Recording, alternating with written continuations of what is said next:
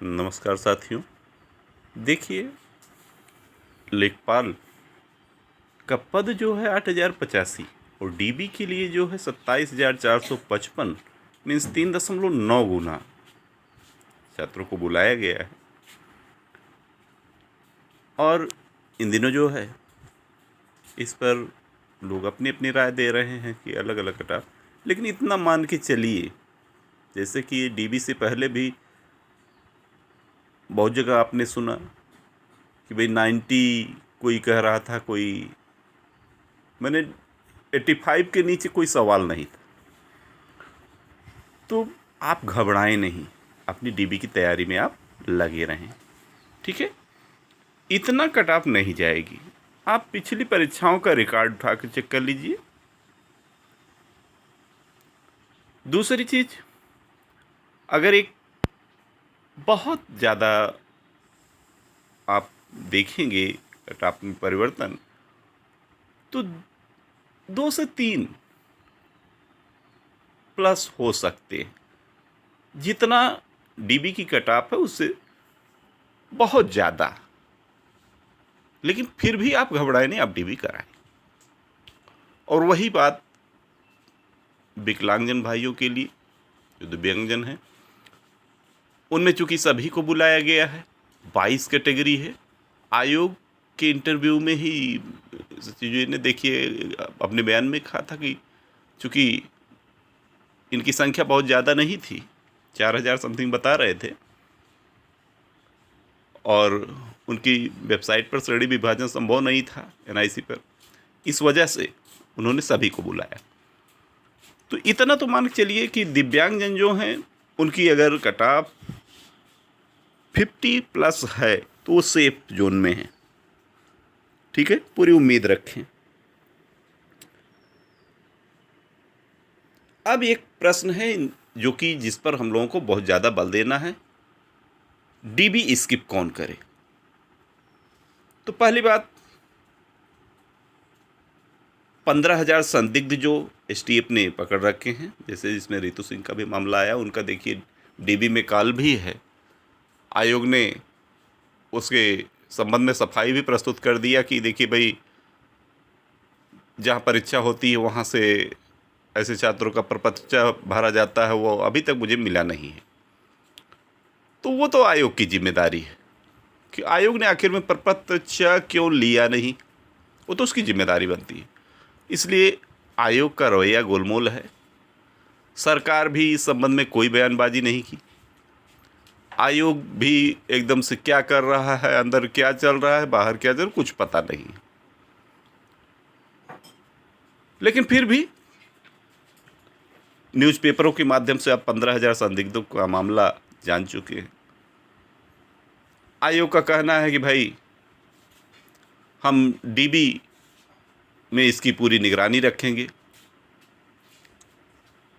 तो हालांकि तरह तरह की टेक्निकल मशीनें, बहुत सारे ढंग से जांच हो सकती है। तो जो 15,000 संदिग्ध हैं, जो बिल्कुल उसमें संदिग्ध की बात है, इसलिए उसमें कह रहे हैं अगर भाई आप फेयर हैं तो आप डीबी कराइए, लेकिन आपने ज़रा सा भी आप में कमी कहीं से नजर आए, प्लीज़ आप डीबी मत कराइए, क्योंकि जीवन बर्बाद करने से कोई फ़ायदा आपको नहीं मिलेगा। मान लीजिए आयोग की धरपकड़ में आप आ जाते हैं, आपके ऊपर एफआईआर होगा, आप 4-5 साल के लिए डिबार हो जाते, क्या फ़ायदा होगा आपको। इसलिए आप डीबी स्किप करिए। मीन्स मैं 15,000 संदिग्धों के लिए बोल रहा हूँ। मेरी सलाह है भाई, करना उनको है, मैं कुछ किसी को कुछ नहीं कह सकता, लेकिन आप फेयर है तो आप जाइए। लेकिन अगर आपको कहीं से अपने ऊपर डाउट है तो मत कराइए, क्योंकि और सारी परीक्षाएं जीवन में खुशियाँ पानी है, तो उसके लिए मेहनत करिए। और जो भाई बहन मेहनत किए हैं वो बिल्कुल, उनका अगर डीबी में सिलेक्शन हुआ है तो डीबी में अवश्य जाए। और डीबी कौन न कराए या मिस डीबी स्किप कौन करे, उसके संदर्भ में देखिए 2018 से लेकर अभी तक बहुत सारी परीक्षाओं के रिजल्ट फाइनल हुए और जिसमें लगभग लोगों ने ज्वाइनिंग पा लिया। आपका यूपीएसआई हुआ, यूपीएएसआई हुआ, यूपी पीसीएस 22 हुआ, 21 का भी फाइनल हुआ, एनटीपीसी का रिजल्ट फाइनल हुआ, ज्वाइनिंग भी मिल गई है, यूपी पीसीएल का भी रिजल्ट आया, फाइनल हुआ, आरओ भी हुए, यूपी ट्रिपल एससी ने जूनियर असिस्टेंट की जो वैकेंसी निकाल रखी थी उसमें भी फाइनल हुआ, रेलवे का ग्रुप डी एग्ज़ाम जो हुआ तो उसमें भी उसका भी फाइनल हुआ, एसएससी का रिजल्ट आया, हाई कोर्ट का जो ग्रुप सी का था वो भी फाइनल हुआ। तो ऐसी बहुत सारी वैकेंसियां फाइनल हो चुकी हैं। तो जो इसमें पा चुके हैं पद, उन भाइयों से बहनों से निवेदन है कि अगर आप इसमें लेखपाल भर्ती परीक्षा में सम्मिलित थे और आपका डीबी की कटाप में आप हैं तो प्लीज़ हाथ जोड़ के आपसे विनम्र आग्रह है कि प्लीज़ डीबी को स्किप करिए। कम से कम और घरों में भी चिराग जलने का अवसर दीजिए, जिससे कि बहुत से परिवार में खुशियां आ सकें। जो निराश पूर्वक जीवन व्यतीत कर रहे हैं उनके मन में भी कुछ आशा आए और आप आगे बढ़िए उच्च पदों की ओर। देखिए बहुत सारी परीक्षाएं हैं, जिसमें है उसी में ईमानदारी से आप काम करिए। आप सेलेक्ट हुए जिन पदों पर, उसके लिए आपको दिल से बहुत बहुत बधाई। ईश्वर आपको और आगे ले जाए, लेकिन आप ईश्वर के लिए अपने भाई बहनों का हक न मारें, क्योंकि इसलिए कह रहे हैं कि अगर आप डीवी करा लेते हो, सपोज दैट आपका फाइनल हो जाता है फाइनल रिजल्ट में और आप उसी पद पर रह जाते हैं, तो ये पद आयोग वेटिंग लिस्ट नहीं जारी करता, ये पद बेकार चला जाएगा। और एक एक पद की महत्ता है, इसलिए आप सभी से आग्रह है कि प्लीज़ आप डीबी स्किप करें।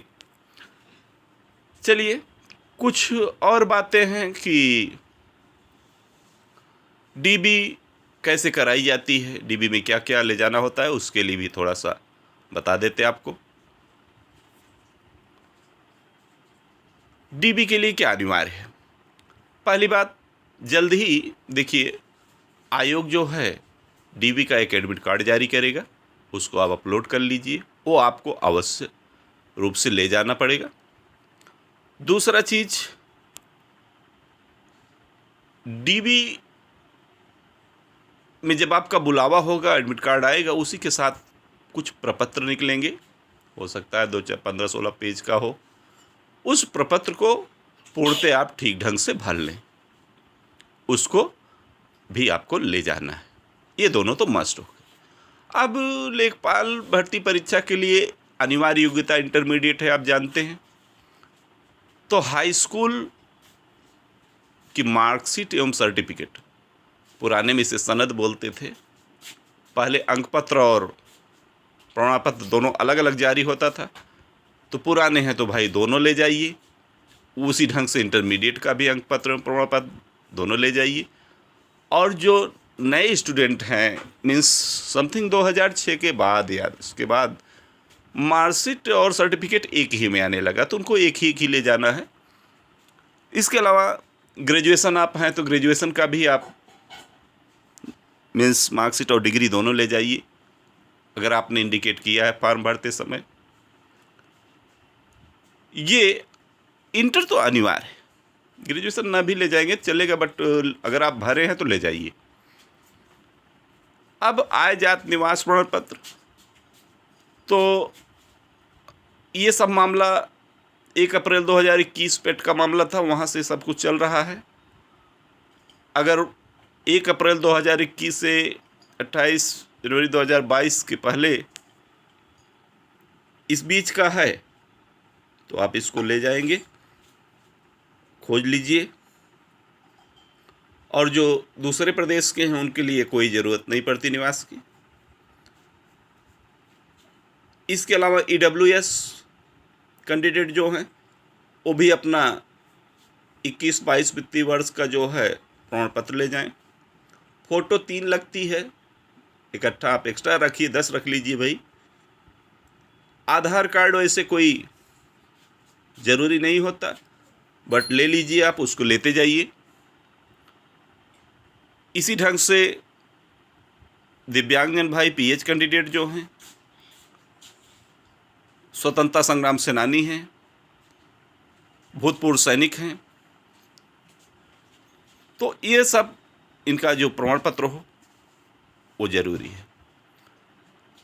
अच्छा हाँ, खासकर महिलाओं के लिए बात है कि कुछ महिलाएं हैं जैसे कि उनकी शादी हो जाती है, तो आपका जो है जो निवास है वो याद रखिएगा कि आपके पिता के नाम का होना चाहिए, मीन्स आपके जहाँ पहले थी वहीं का होना चाहिए।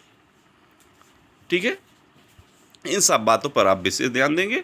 और इनमें से मान लीजिए कि किसी प्रमाण पत्र में आपकी त्रुटि है या फॉर्म भरते समय कोई त्रुटि हो गई है, तो कुछ नहीं, सीधा आप 10 रुपये का स्टैम्प पेपर बनवा लीजिए, उसमें सारी दशा अपना करके कि मेरा यहाँ त्रुटि है, आप उसको जो है साथ में लेकर जाइए। और आप घबराए नहीं, डीबी में कोई दिक्कत नहीं होती।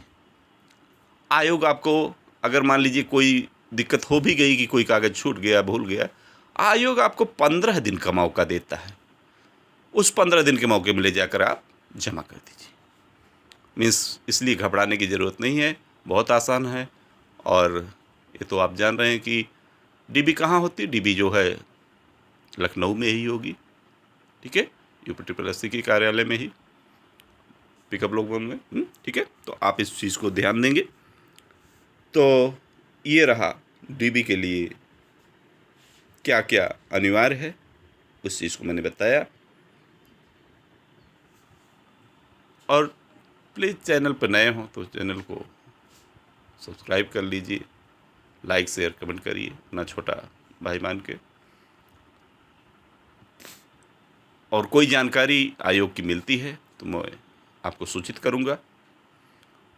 आप निराश ना हो, सबसे बड़ी आशा ही जीवन है, इसी बात को लेकर आप लगे रहिए। सफलता तो मिलेगी एक दिन, बस यही मान के चलिए। और खुशियाँ जीवन में अगर अब तक जब तक नौकरी नहीं पाए हैं तब तक उसको हम दुख के रूप में मानते, लेकिन मिल गई जिस दिन तो उस दिन तो भाई खुशियाँ आएगी ही। तो ऐसा नहीं है दुख है तो सुख नहीं मिलेगा, दोनों मिलेगा। दुख मिला है, दुख ये मिला है कि अब तक हम लोग प्रयास कर रहे हैं, और नौकरी पा गए तो सुख ही सुख है। ठीक है ना। तो एक बार फिर डीबी स्किप के लिए बोल दें कि आप लोग भी पुरजोर प्रयास करिए, अन्य यूट्यूब चैनलों पर अपनी बात पहुंचाइए कि थोड़ा इस बात को डीबी स्किप अभियान को तेज चलाएं, जिससे जितनी संख्या कम होगी उतना फ़ायदा आप सबका होगा। ठीक, तो बस आज के लिए बस इतना ही। नेक्स्ट वीडियो में फिर मिलते हैं। धन्यवाद।